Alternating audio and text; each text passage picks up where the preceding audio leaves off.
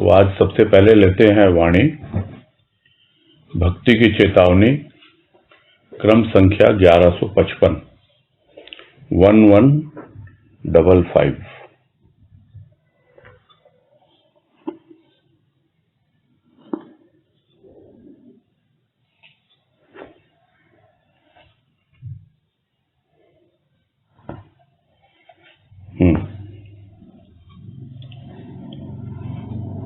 अनीता तुलसियान, बोलिए। प्रणाम भैया। हाँ नमस्कार, बोलिए। हाँ भैया, भक्ति की चेतावनी की वाणी है 1155। स्नेह और कर्तव्य के झूलन पर झूलने वाले प्राणी, स्नेह प्रदान की कर्तव्य, स्नेह प्रदान हृदय से प्रेम स्वयं प्रवाहित होगा, हित होगा तेरा विश्व का। वह यहाँ पे कह रहे हैं स्टार्टिंग में गुरुदेव की इंसान के जीवन में जैसे देखते हैं कि दोनों चीजें अपनी जगह इम्पोर्टेंट होती है।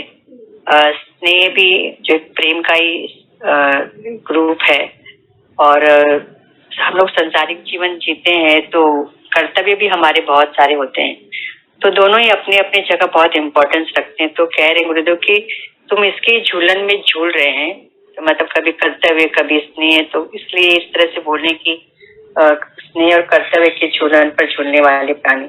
पूछ रहे कि तुम्हारे लिए क्या इम्पोर्टेंस है तुम्हारे जीवन में, स्नेह की ज्यादा इम्पोर्टेंस है या फिर कर्तव्य की है। मेन तो यही हो रहा था कि इस बात पे ज्यादा अटक रहा था मन की दोनों चीज तो इम्पोर्टेंट है, किस तरह से हम एक तरफ हों। फिर आगे कह रहे हैं कि स्नेह प्रधान हृदय से प्रेम स्वयं प्रवाहित होगा।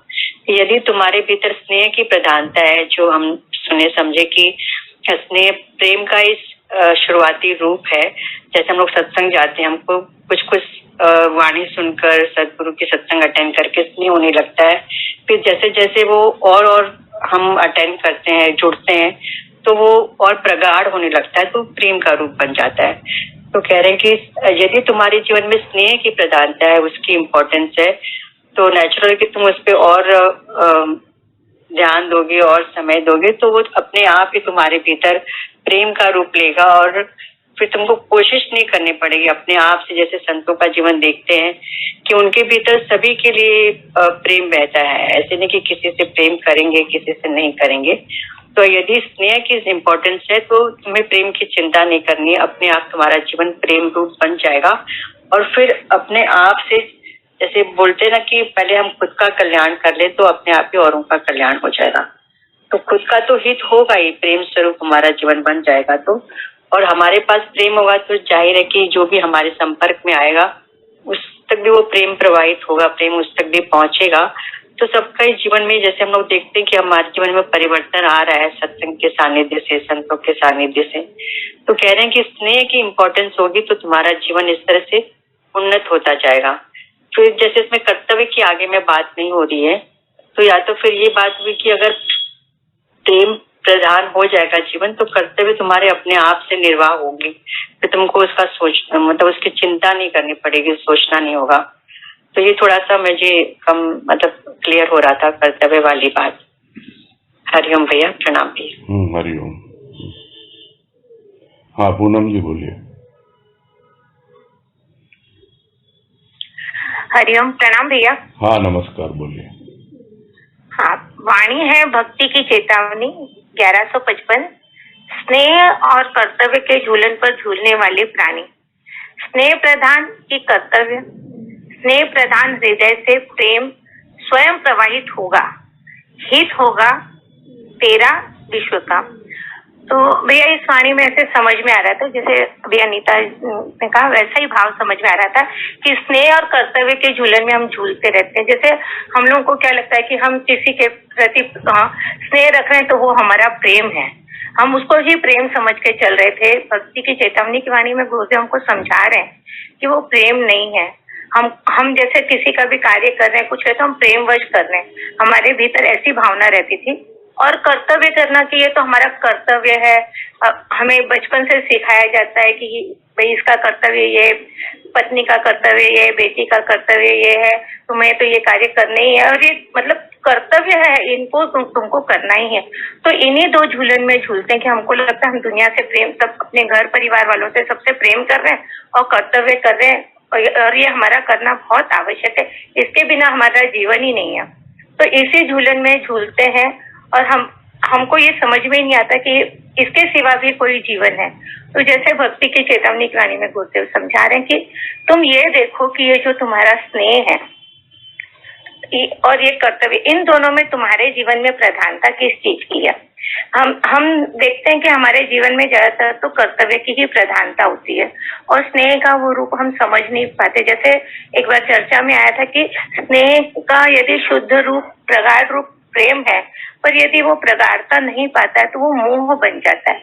हम उस मोह में फंसकर अपने कर्तव्य को करते हैं कि ये हमारे अपने हैं तो इनका हमको काम करना है। मोहवश हम कार्य करते हैं, बोझिल भी होते हैं, लेकिन वो मोह इतना है कि हम अपनी मान्यताओं से समझो और भी जो कुछ है उसको किए जा रहे हैं। तो गुरुदेव यहाँ हमको ये कह रहे हैं कि अपने जीवन में आप देखो कि आपके जीवन में स्नेह की प्रधानता है कि कर्तव्य की प्रधानता है। यदि स्नेह की प्रधानता होगी तो जो हमारे भीतर जो प्रेम है वो स्वतः प्रवाहित होगा। हम इस चीज को समझ नहीं पाते थे कि प्रेम कैसे प्रवाहित होता है। हमको तो लगता था कि हम किसी को दिखाएंगे प्रेम तो प्रेम सामने वाले को हमारा प्रेम समझेगा।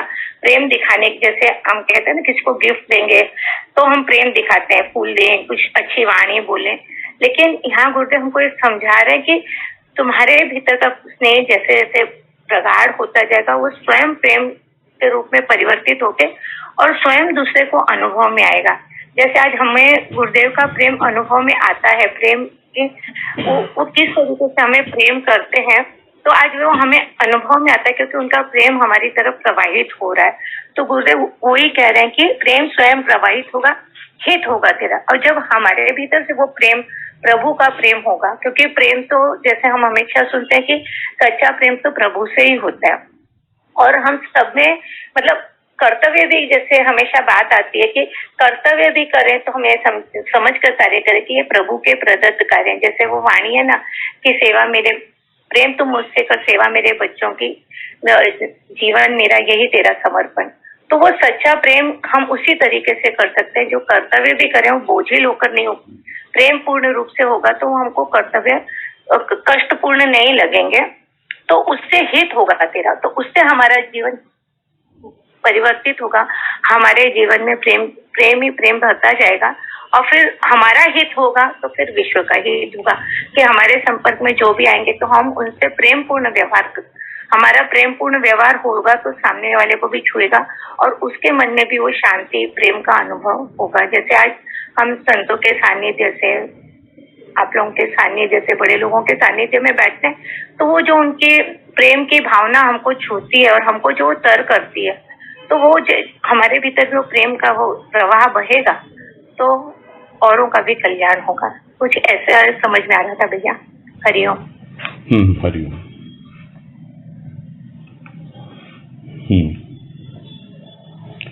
हाँ, तो यहाँ दो बातें ली हैं गुरुदेव ने इस वाणी में और उनको समझाया है। अब समझना हमें है कि हम अपना दृष्टिकोण किस दिशा में ले जाते हैं, क्योंकि अक्सर देखा गया है कि हम किसको महत्व देते हैं, किसको इम्पोर्टेंस देते हैं, किसको प्रधानता देते हैं। तो यहाँ जो दो बातें ली गई हैं वो एक है स्नेह और एक है कर्तव्य। अब कोई कार्य हमारे ऐसे होते हैं जो हम स्नेह के वशीभूत होके करते हैं,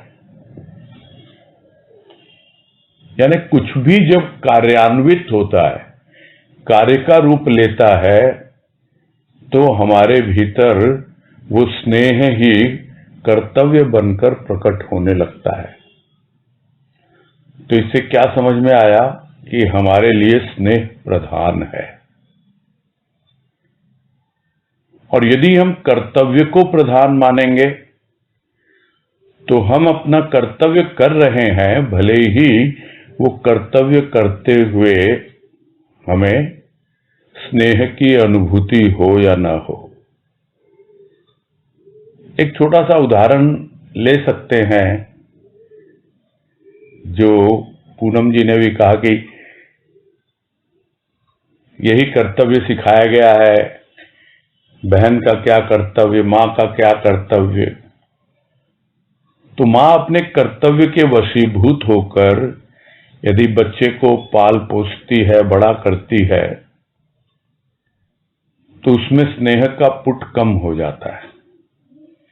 किंतु यदि उसके भीतर स्नेह प्रधान है तो उसके लिए बच्चे को पालना, पोसना, बड़ा करना वो कर्तव्य तो है उसका, किंतु वो कर्तव्य का निर्वहन बड़ी ही सहजता से हो जाता है। फिर उस वाणी का भी संदर्भ आया, उसमें प्रेम और सेवा, इसकी बात आई कि प्रेम तू मुझसे कर, सेवा मेरे बच्चों की। तो प्रेम और सेवा, तो प्रेम और स्नेह तो लगभग एक सी ही बातें हैं। स्नेह प्रारंभिक रूप है और प्रेम उसके बाद और प्रगाढ़ होने की अवस्था है। सेवा यदि हम उसको कर्तव्य मान के करते हैं कि हम प्रभु की सेवा कर रहे हैं और ये हमारा कर्तव्य है, और बहुत से स्थानों में हम देखते भी हैं, मंदिरों में भी, और यहाँ तक कि अपने जो सदन बने हुए हैं वहां भी हम देखते हैं कि कुछ सीमित लोगों को वो जिम्मेदारी दे दी जाती है कि तुमको ये सेवा मिली है, तुम ये कार्य करोगे, तुम ये कार्य करोगे। सबको अलग अलग कार्य निर्धारित कर दिए जाते हैं, विभाजित कर दिए जाते हैं, और वो कार्य जब वो करते हैं तो क्या वो उसको स्नेह के वशीभूत होके करते हैं और या फिर कर्तव्य समझ के करते हैं कि मुझे सेवा मिली है, मुझे ये कार्य करना है। इसमें यह आवश्यक नहीं है कि वो उसे बोझ समझे, किंतु वो उस स्नेह से वंचित रह जाता है जिस स्नेह को पहले आना चाहिए। यदि हम प्रभु से प्रेम करते हैं तो उसके बच्चों की सेवा अपने आप ही होगी। प्रभु को सजाना, संवारना, वहां झाड़ू देना या और ध्यान रखना, इतना ही नहीं, और जो भी हमारे सत्संगी भाई बहन आते हैं वो उसके बच्चे ही हैं। उन बच्चों की सेवा अपने आप होती रहती है जब हम उससे स्नेह करते हैं तब। तो यहां यही समझा रहे हैं कि अभी तुम भक्ति को ठीक से समझ पाए नहीं हो।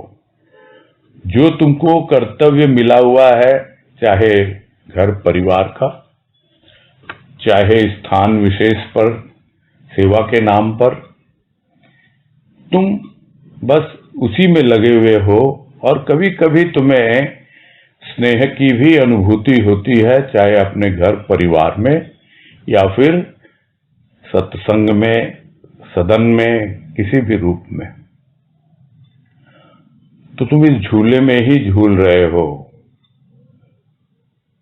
वो देख पा रहा है, हमारा अंतर्यामी, हमारा सद्गुरु सब देख पा रहा है कि तू अभी भी भक्ति में लगकर स्नेह और कर्तव्य के झूलन पर ही झूल रहा है। अरे प्राणी, तू विचार कर, तेरे लिए क्या प्रधान है? स्नेह प्रधान है कि कर्तव्य प्रधान है? और ये विचार तू कर पाए या न कर पाए, मैं तुझे एक सुझाव देता हूं, सजेशन देता हूं। क्या? कि तू स्नेह को अपना ले, स्नेह को प्रधान मान, तो उसके बाद में जो भी तू कर्तव्य करेगा वो अपने आप ही तेरे प्रेम से ओतप्रोत होगा। स्वतः ही तेरे कार्यों में प्रेम प्रवाहित होगा। अब ये जो वाक्य लिखा हुआ है, इसमें आप कहां पॉज देते हो? उस पे भी बहुत सी बातें थोड़ी बहुत कम ज्यादा, मतलब उसका डायरेक्शन बदल जाता है। आप लोग पढ़ रहे हैं इसको, स्नेह प्रधान हृदय से प्रेम स्वयं प्रवाहित होगा। जबकि बात हो रही है कि प्रधान है क्या, स्नेह या कर्तव्य, तो हमें पॉज देना चाहिए स्नेह प्रधान।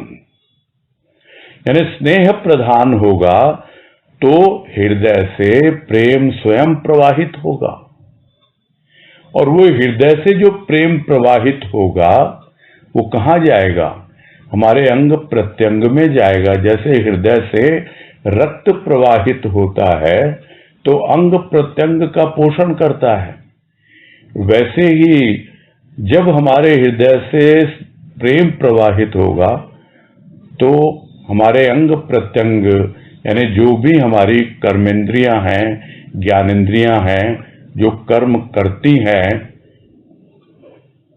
अपने आप होगा, सहज होगा। फिर वो कर्तव्य का बोझ नहीं होगा, कर्म का बोझ नहीं होगा। भीतर की भावना जितनी शुद्ध होती चली जाती है, हम जो भी कार्य करते हैं वो स्वतः ही हमारा हित तो करता ही करता है, साथ ही साथ जो भी हमारे संपर्क में आते हैं उनका भी हित होता है। उसके पीछे क्या वजह है? क्योंकि हमारे लिए स्नेह प्रधान है। जाते हैं हम सत्संग में, खूब अच्छा लगता है, किंतु हमारे लिए प्रधान क्या है? गुरुदेव ने तो कह दिया एक और जगह कि सत्संग प्रधान, बाकी सब गौण। तो अगर सत्संग प्रधान है तो उस प्रधान सत्संग में क्या प्रधान है? उसमें प्रधान है स्नेह। और जब स्नेह प्रधान होगा तो अपने आप ही हम पाएंगे कि हमारा हृदय परिवर्तित हो रहा है, अपने प्रभु के प्रेम से ओतप्रोत हो रहा है। अब ये सब बातें जब आती हैं और गुरुदेव की कृपा से जो भजनों में व्यक्त करवा देते रहे हैं वो याद आ जाता है, और बोलते बोलते वही भजन की लाइन याद आती है कि बस तेरे दरबार से सरोकार रखता हूं, बस तेरे दरबार से सरोकार रखता हूं, प्रेमी हूं मैं, प्रेमियों से प्यार करता हूं। प्यार करता हूं, जबकि प्यार कोई करने की चीज है। प्यार तो बह रहा है, प्रवाहित हो रहा है, स्वतः हृदय से प्रवाहित हो रहा है, और जो प्रेम करता है उसका भी कल्याण होता है, उसका भी लाभ होता है, उसको मिलता है, और उसके द्वारा जो भी कार्य होते हैं, जो भी संपर्क में आते हैं, उनको भी उसका लाभ मिलता है। तो इस प्रकार संपूर्ण विश्व का हित होता है, डायरेक्टली या इनडायरेक्टली। तो वाणी का यही सार है कि आप स्नेह को प्रधानता दीजिए, तो कोई भी आपका कार्य है उसको आप कर्तव्य समझ के नहीं करेंगे, बल्कि ये समझेंगे कि वो उसी की सेवा है। चाहे वो घर परिवार के कार्य हों, चाहे वो सत्संग के कार्य हों, तब वो वाणी का सार भी समझ में आ जाएगा कि प्रेम तू मुझसे कर, सेवा मेरे बच्चों की। तो यही है सब बातों का सार, और वाणी में यही समझा रहे हैं गुरुदेव हमें कि स्नेह की ही प्रधानता हो तुम्हारी भक्ति में।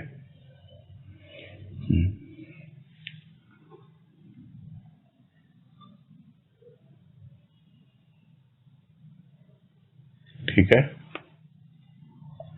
हाँ नीता, बोलिए। हाँ भैया, बहुत अच्छे से समझ में आई भैया। बस एक्चुअली कर्तव्य को लेकर के थोड़ा सा डिस्टर्ब हो रहे थे, समझिए, या फिर कंफ्यूज थे। लेकिन आपने जो कहा ना कि स्नेह प्रधान के बाद पॉज देके जिस वाणी को समझे कि अगर उसकी प्रधानता होगी तो अपने आप ही हृदय से बहुत अच्छा प्रेम स्वयं प्रवाहित होगा। प्रवाहित होगा। हाँ पिए। जी। ठीक है, प्रणाम। हरिओम हरिओम। चलो फिर आगे बढ़ते हैं। सरोज अग्रवाल, हाँ क्या बोल रहे हैं? नहीं, अभी वाणी अनाउंस हो तब हैंड रेज कीजिए। इस वाणी के संदर्भ में है तो बोलिए। इस वाणी के संदर्भ में हरिओम भैया। हरिओम, हाँ बोलिए। हाँ, हम चाहते तो हैं कि प्रेम से हम सबकी सेवा करें, लेकिन मन कभी एक कर्तव्य के लिए कभी नकारने लग जाता है, कभी बार बार में समझाना पड़ता है कि प्रेम से भगवान सबके अंदर प्रभु है, सबकी सेवा करनी है, लेकिन मन बार बार में ऐसे करता है कि हम क्यों करें ऐसे। बार बार में मन डगमग होने लगता है, तो इसके लिए क्या करें? वही तो बताया ना, झूले में झूल रहे हो। हाँ, झूल रहे, इसके लिए नहीं झूले, इसके लिए क्या करें? इसके लिए तो बताया, स्नेह प्रदान करो तुम। हाँ, प्रेम से ही सरोकार रखो। अपने प्रभु से प्रेम करेंगे और उनके बच्चे हैं, उनकी सेवा हो जाएगी अपने आप। वही हमारा कर्तव्य है, चाहे वो हमारा घर परिवार का जीवन है, चाहे सत्संग का जीवन है, आध्यात्मिक परिवार का। वाणी का तो यही सार है। परिवार जी हाँ, वाणी का हाँ तो उसका खुद गुरुदेव बोल रहे हैं, यही इसका उपाय है। हाँ, तो वो अलग से मेरे से क्या सुनना चाह रहे हो आप? इसके लिए हम क्या करें कि ऐसे बार बार में ऐसे स्नेह करें, प्रेम करें, बाकी समझते कितनी होता प्रेम करें, प्रेम करें, बाकी सब भूल जाएं। अच्छा जी, झूलना नहीं है, झूले को रोकना है। जब स्नेह प्रधान होगा तो झूला बंद हो जाएगा, रुक जाएगा। हाँ, और उसके बाद आप अपना काम करते रहिए, मगन रहिए ना। प्रभु के प्रेम में मगन रहिए, अपने आप सारे कार्य होंगे। ठीक है ना? ठीक है भैया। तो नेक्स्ट वाणी है चेतना 324 324।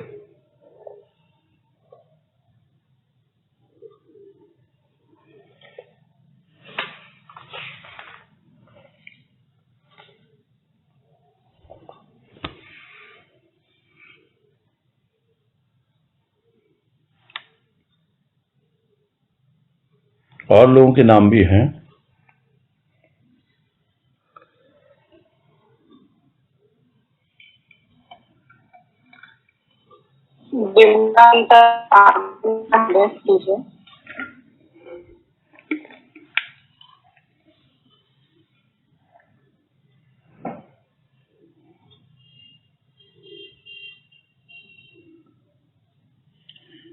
वो मीटिंग में तो दिख रही है, वो नाम तो दिख रहा है। जी हाँ जी, वो है, उनको शायद करना नहीं आ रहा होगा, उनको अनम्यूट करूँ क्या राजू? हाँ, अनम्यूट करो, आप अपने आप ही वो करेंगे। हैंड रेज ना भी करें तो क्या है, अनम्यूट तो हो ही जाएगा। हाँ बोलिए बिमला जी, आप ही बोलिए पहले। हरिओम भैया। हाँ हरिओम। चेतना की वाणी है 324 नंबर। किरण फैली, रण फैला, अंधकार घबराया, प्रकाश का विकास यदि आकाश में न हो तो संसार में सार न दिखलाई दे। यहाँ भाव आ रहा है कि किरण फैली, तो किरण कौन सी फैली? जैसे सूर्य जब सुबह निकलता है, अगर हम अपनी खिड़कियां खोल देते हैं तो उनका प्रकाश अंदर आता है। उसी तरह से सुबह की किरण, जैसे हमारे अंदर अब शुरू में हम लोग सत्संग में जा रहे हैं तो हमारे अंदर थोड़ा सा प्रकाश आ रहा है। कौन सा प्रकाश? लालिमा आ रही है, थोड़ी थोड़ी, थोड़ा ज्ञान का प्रकाश हमारे अंदर आ रहा है। तो क्या होता है, जो तो हमारे अंदर वो विकारों का रण जो चला हुआ था, यहाँ गुरुदेव बोला रण फैला। किसका रण फैला? विकारों का जो रण था मेरे अंदर, वो फैलाव करके बैठे हुए थे। परंतु जो प्रकाश अंदर आता है, ज्ञान का प्रकाश जब हमारे अंदर आता है, तो क्या होता है कि वो उन लोगों में झगड़ा होने लगता है, क्योंकि अब उनको ठहरने की जगह नहीं मिलती है। वो पूरा फैलाव करके हमारे अंदर बैठे थे। वो जगह जब प्रकाश ने ले लिया तो उनको वहां ठहरने नहीं देते वो विकारों को, और वो विकार हमारे एक तरफ कोने में हट जाते हैं। वो रहते तो हैं, चाहते नहीं है, क्योंकि अभी हमारे अंदर उतना प्रकाश नहीं आया, अभी किरण फैली है सिर्फ, और वो घबरा जाते हैं और व्याकुल हो जाते हैं। विकार, जितने भी विकार है हमारे अंदर, वो घबरा जाते हैं। प्रकाश के सामने उनका कोई अस्तित्व नहीं रह जाता है। जिस तरह संसार में रात आती है फिर दिन आता है, दिन आती है तो रात आते हैं, उसी तरह से हमारे पास विकार और विचार ये सभी रहते हैं। परंतु ज्ञान का प्रकाश आने से वो घबरा जाते हैं, क्योंकि अब हमारे गुरुदेव ने हमको थोड़ा प्रकाश दिया, किरण फैलाई हमारे अंदर, तो वो एक किनारे में हट जाते हैं। यदि हमारे अंदर हमारे प्रकाश का विकास अगर हमारे अंदर हो रहा है, यदि आकाश में न हो, तो यहाँ पर गुरुदेव बता रहे यदि आकाश में न, जैसे हमारे हृदय आकाश में प्रकाश का विकास अगर है, तब तो हमको पूरी सृष्टि में सार दिखलाई देगा। अगर नहीं है, जैसे हम ऊपर थोड़ा भी उठ जाते हैं इस प्रकाश से, ज्ञान से, तो हमको सभी संसार, पूरी संसार में हमको सार दिखलाई देने लगता है। और नहीं उठते हैं, जैसे ऊपर का ज्ञान रहता है, तो हमको सार नहीं दिखता है कुछ में भी हमारे अंदर। तो हमारे अंदर जब ज्ञान की किरणें फैलने लगती है, अभी तो किरण फैली थी ना, अब आगे जब हम बढ़ते हैं तो क्या होता है, ये जब विकार और ये जो विकार है हमारे, तो क्या होता है, जब विकार और विकारों में जब लड़ाई होती है, तो हमारे सामने जब संसार में हम रहते हैं, स्थूल में आते हैं, तो क्या होता है कि विवेक हमारे सामने आके खड़े हो जाते हैं और हमको क्या करते हैं, समय समय पर आकर हमको चेतना देते हैं कि हमको इन विकारों से, अब विकारों के फेर में नहीं पड़ना है और अपने ज्ञान को सामने लाना है। हरिओम भैया, हमको यही भाव आ रहा था। हाँ सरोज जी बोलिए।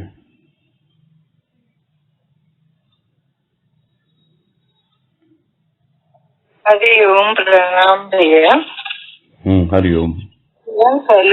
रण फैला, अंधकार घबराया, प्रकाश का विकास यदि आकाश से न हो तो संसार में सार न दिखाई। किरण फैली, जैसे इसमें देखते जैसे सूर्य की किरणें फैलती है तो अंधकार स्वतः ही भाग जाता है, उसे बोलना नहीं पड़ता।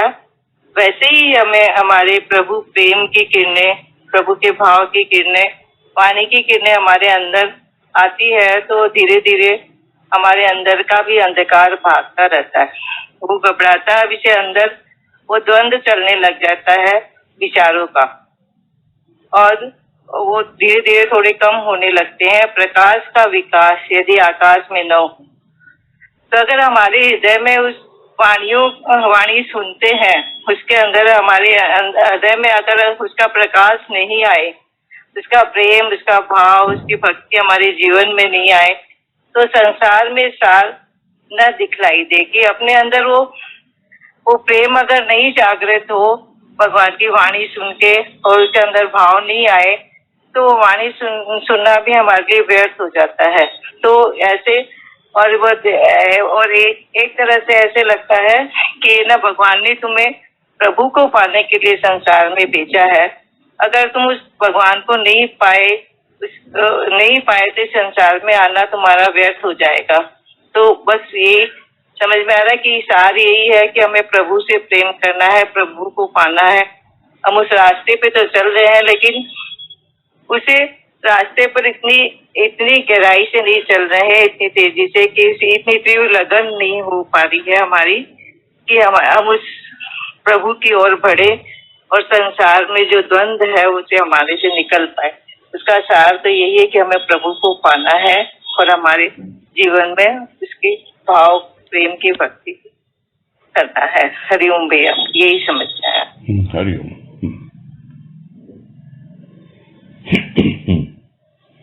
हाँ, जैसे सूर्योदय होता है तो सूर्य की किरणें फैलती हैं।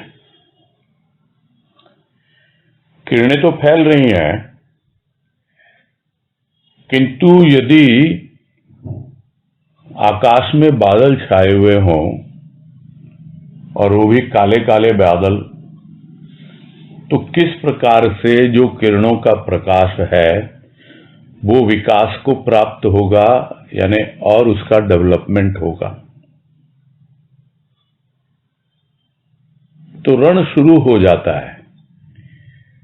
प्रातः काल होते ही किसका रण? रात भर तो अंधकार था और अब प्रकाश आ गया किरणों के माध्यम से।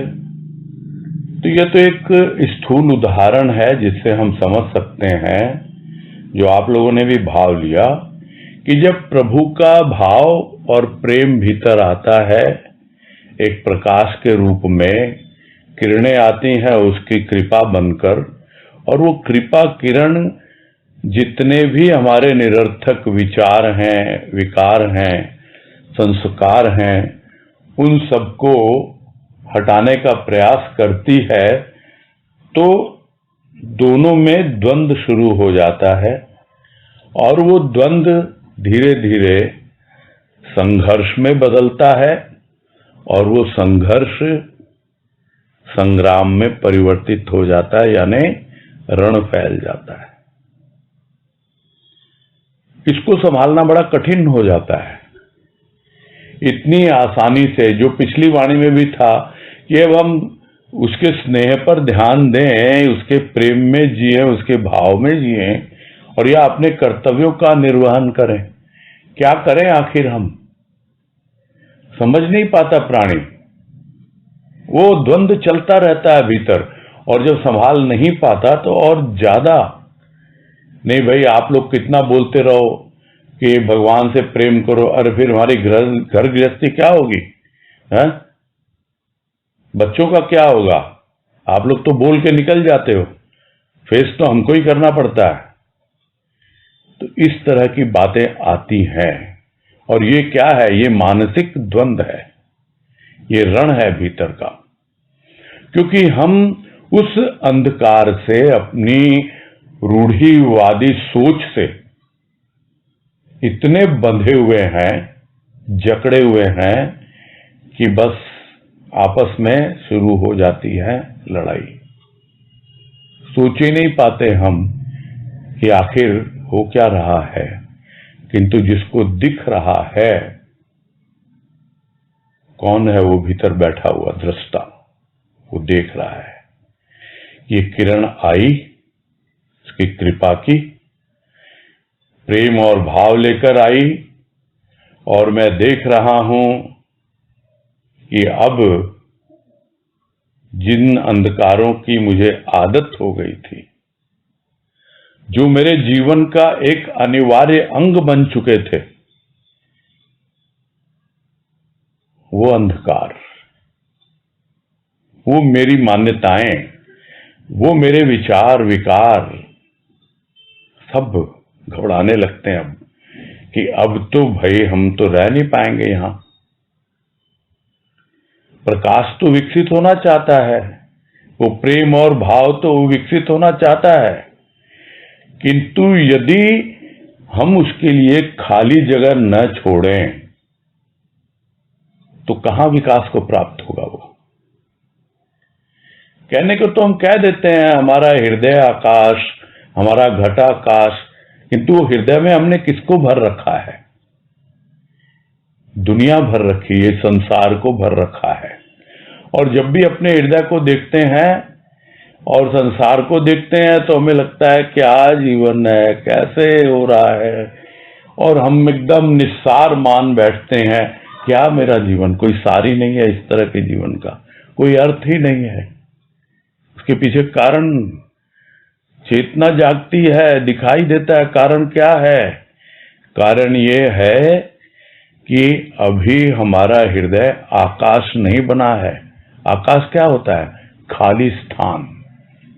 हम देखें आकाश खाली ही खाली, कोई रोक टोक नहीं है वहां। वैसे ही हम कितना खाली हो पाते हैं भीतर से। तो आकाश में ही विकास होता है। यदि हम अंधेरे को खींच खींच के लाते रहेंगे, यानी अपनी मान्यताओं को छोड़ेंगे नहीं, हम उन विचारों विकारों को जिसकी हमें लत पड़ चुकी है, आदत पड़ चुकी है, उसको छोड़ेंगे नहीं, तो कैसे हमारा विकास होगा? कैसे उस किरण का विकास होगा? कृपा किरण तो आई है, अपना प्रेम और भाव लाई है, उसका कोई डेवलपमेंट ही नहीं हो रहा।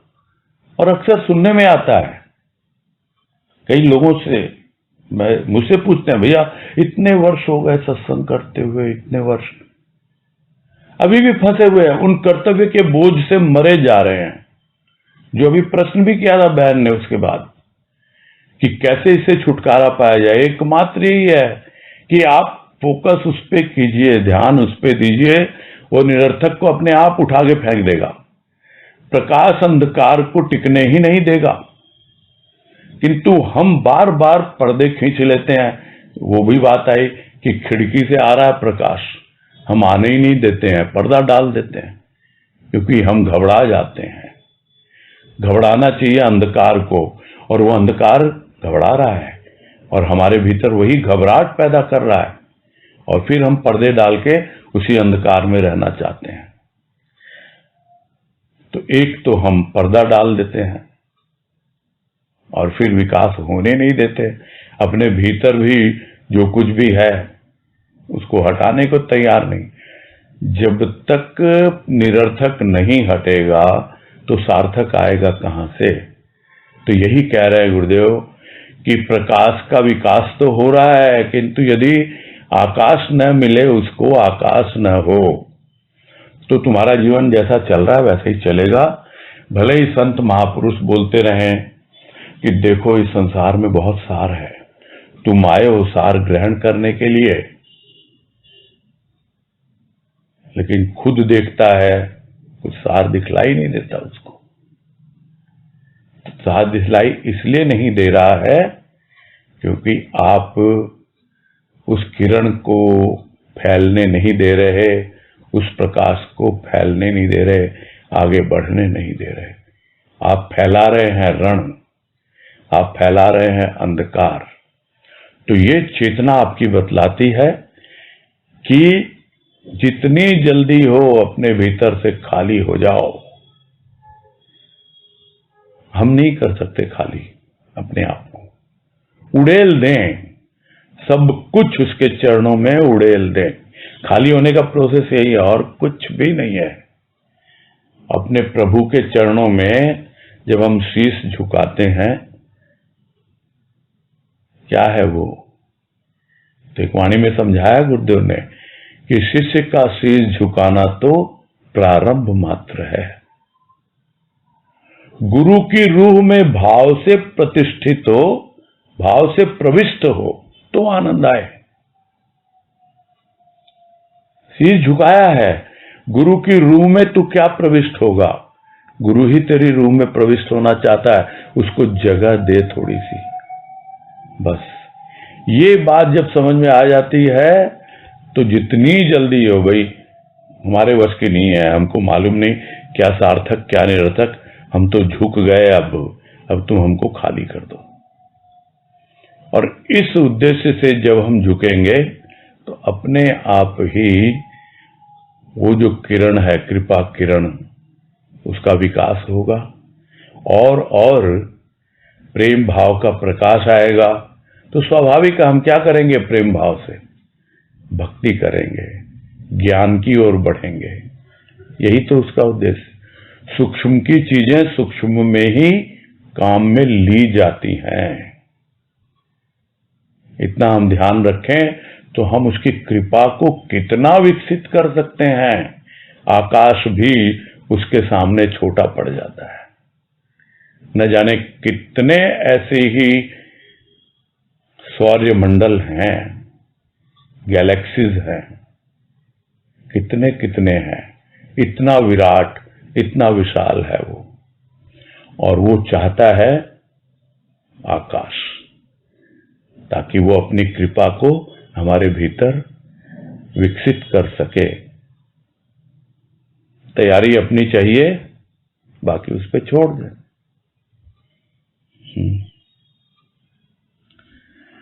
इसमें कई बातें ऐड ऑन कर दी मैंने समझाने के लिए कि किरण कैसे विकसित होती है। ठीक है, क्लियर हो गया? हाँ नीतू गुप्ता जी बोलिए। हरिओम भैया जी। हरिओम। जैसे आपने बताया ना, तो मन में यही आ रहा था कि हृदय रूपी आकाश में प्रेम भाव का प्रधान होगा तो हमें सारे सार दिखाई देगा। तो यही आपने खुला तो बहुत अच्छा लगा। भाव विकास होगा उसका, प्रेम का, भाव का, उस रूप में प्रकाश आया है। हाँ, वो डेवलप होगा, नहीं तो क्या करेगा प्रकाश? खाली स्थान होना चाहिए ना। हृदय रूपी आकाश, आकाश तो है, कितना सा है? वो तो पहले ही भरा हुआ है ना बहुत कुछ उसमें, उसको हटाने की प्रोसेस की बात हो रही है। ठीक है। हरिओम। हाँ सरोज जी।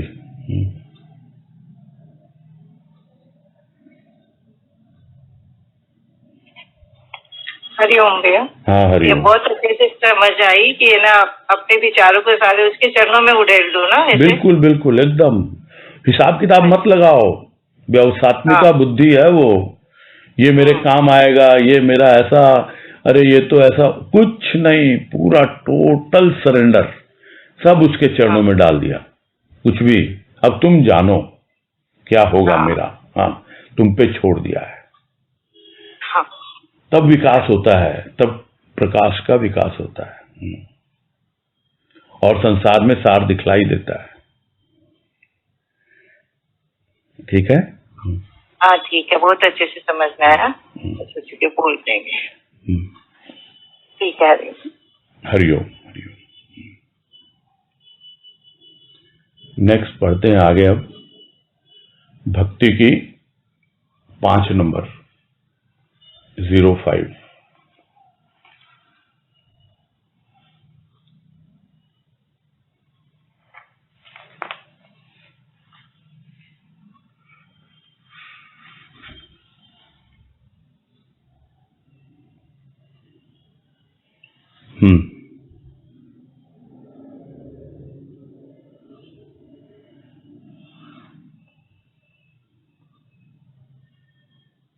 इसमें राशि अग्रवाल का नाम तो नहीं था शायद।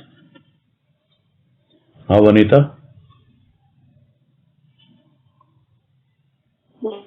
नहीं हुआ, इन्होंने उनका नाम नहीं लिखा है। राशि अग्रवाल जी ने मना किया था अपना नाम लिखने के लिए, तो उनका नाम नहीं लिखा हुआ है मैसेज।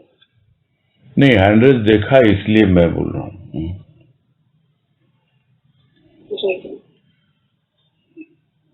पहले उनसे ही पूछें, वाणी तो नहीं करेंगे अभी, करेंगे मतलब पहले पूछेंगे। जो वजह बताई वनीता ने नाम लिखने के लिए मना किया, इसकी वजह बताइए। प्रणाम भैया।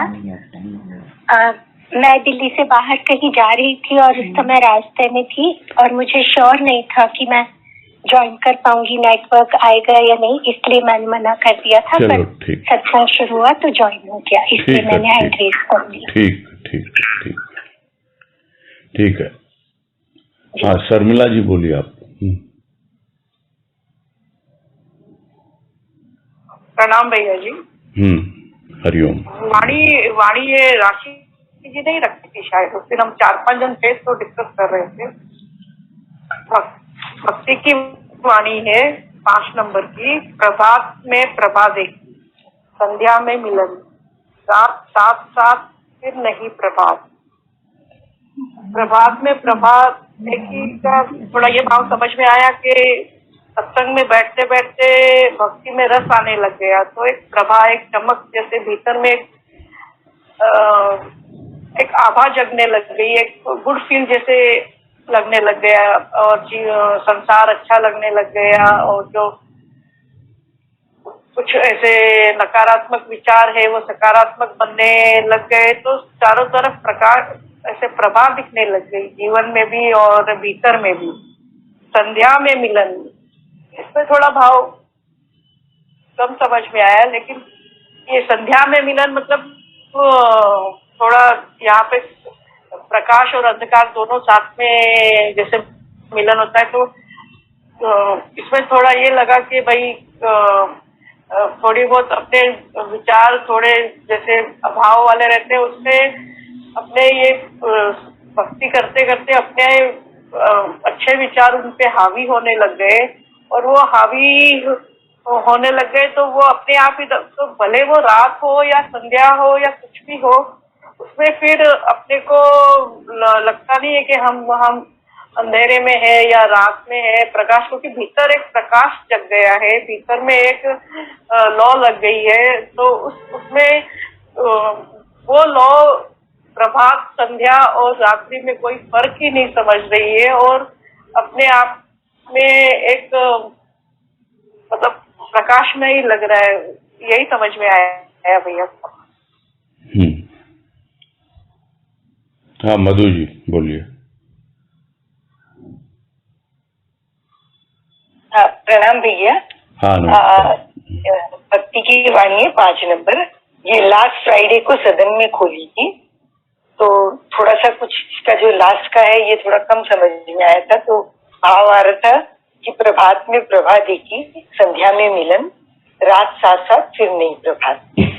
तो ऐसे आया कि जब भक्ति में लगा तो उसके दिल, जैसे हमारे जीवन में भी जब इष्ट आया और हमें थोड़ा समझ में आया कि क्या भक्ति होती है, क्या मतलब ऊपर का कर्मकांडी भक्ति नहीं है, तो हमने देखा कि भी जैसे सुबह के टाइम में कैसे आकाश में लाली छाती है, तो इसी तरह हमारे अंदर भी एक उत्साह, एक प्रेम और एक उसका भाव उदय होने लगा। तो मतलब हमने उसके अपना जो इष्ट है, अपना जो सदगुरु है, उसकी प्रभा, मतलब उसका एक जीवन के अंदर एक नया एक रूप, एक नया उजाला, या जो जीवन में हमको जो प्रेम भाव की जिसकी हमारी इच्छा थी वो हमारे को देखने को मिली। और संध्या में मिलन, कि शाम के टाइम में कैसे होता है कि जब जीवन की भी संध्या ले सकते हैं, कि जब जीवन की संध्या आई तो उस समय में भी एक तरह की मतलब ऐसे है कि भी उस भक्त को घबराहट नहीं होती कि अब मेरा क्या होगा, अब मेरा क्या होगा, या इस रूप में भी ऐसे मन के अंदर आ रहा था कि भाई कभी कोई स्थिति परिस्थिति भी आ जाती है तो ऐसे नहीं लगता कि अब क्या होगा, हर समय एक अपना इष्ट साथ अपने को महसूस होता है, तो लगता है कि वो साथ में है। और रात साथ साथ फिर नहीं प्रभात, तो जैसे कि भाई रात सुबह में भी और शाम के अंदर भी, रात तो दोनों में साथ है, पहले सुबह के टाइम में रात्रि के बाद में मतलब प्रभात आता है, और संध्या के टाइम में शाम के बाद में रात आती है।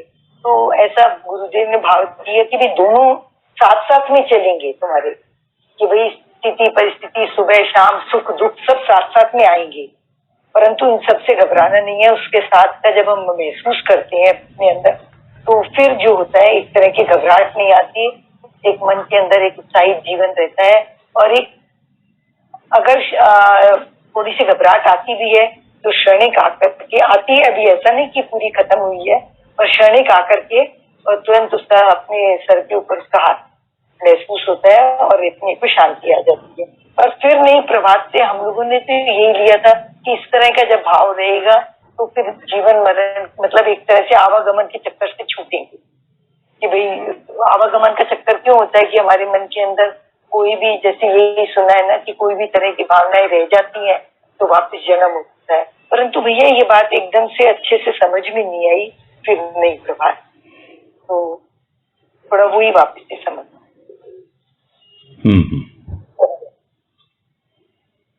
हाँ, भक्ति की वाणी है और इसमें एक भक्त का जीवन है, और जो जीवन होता है उसकी एक अवधि होती है, एक समय सीमा होती है। जिसे हम वर्षों में कहते हैं या फिर उसको और कहते हैं महीनों में, महीनों से फिर दिनों में आ जाता है। तो एक दिनचर्या कैसी होनी चाहिए, कैसी है भक्त की, कैसे दिन बीतता है पूरा 24 घंटे।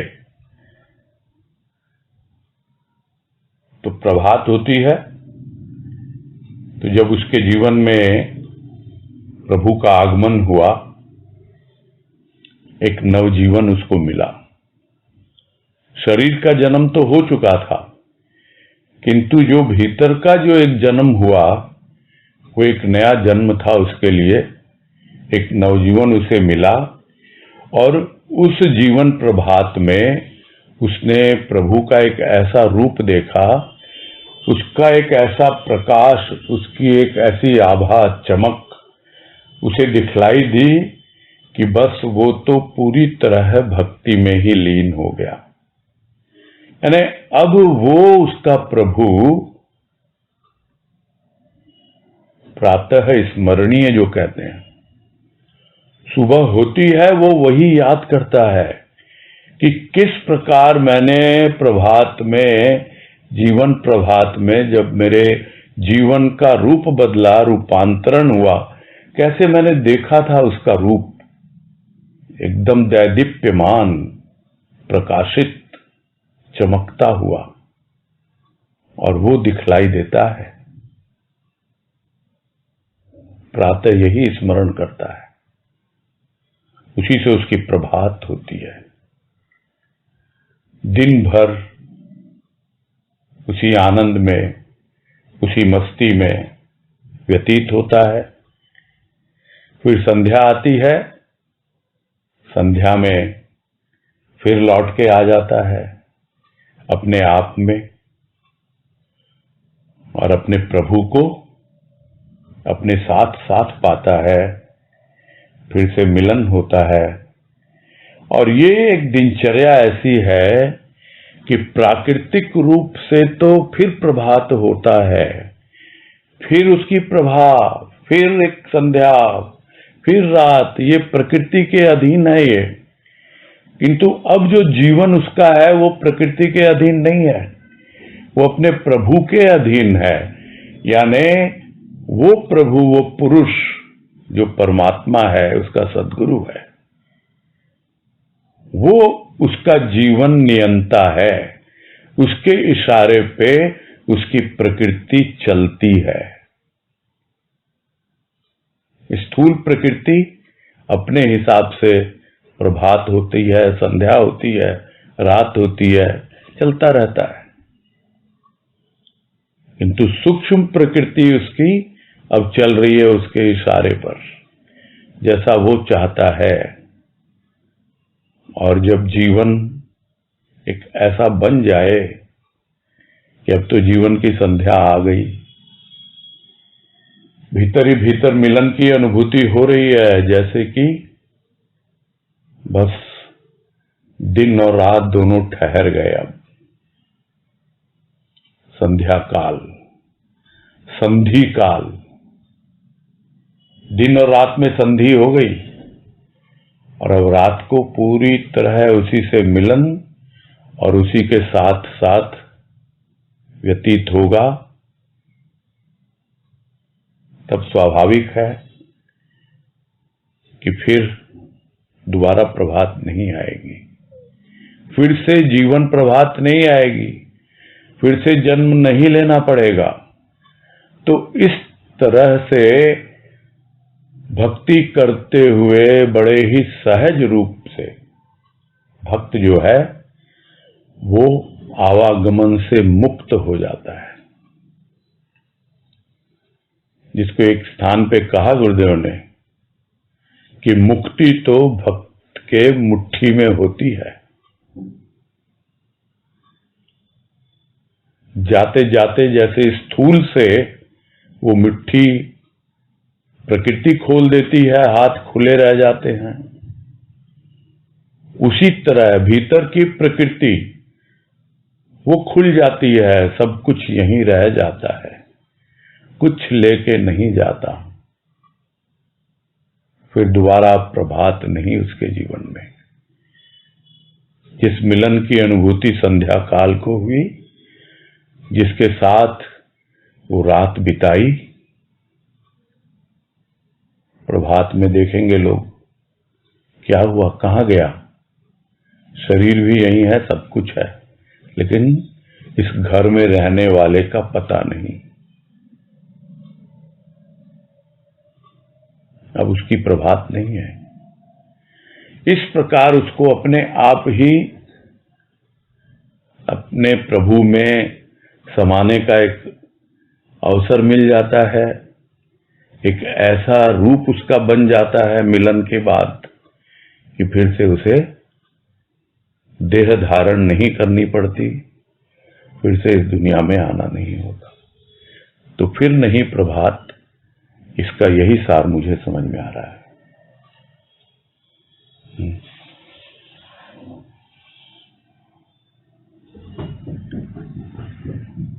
क्लियर है?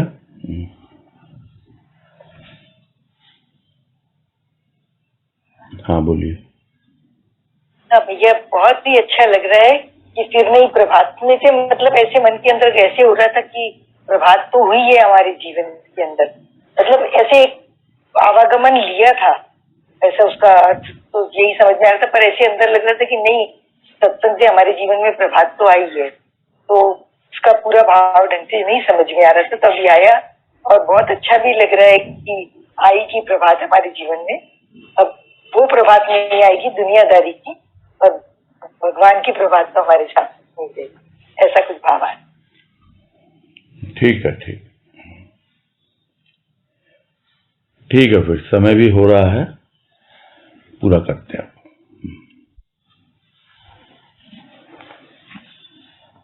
हरिओम जी। हाँ, हरिओम। हरिओम सबको हरिओम। हरिओम, सबको हरिओम। हरिओम, सबको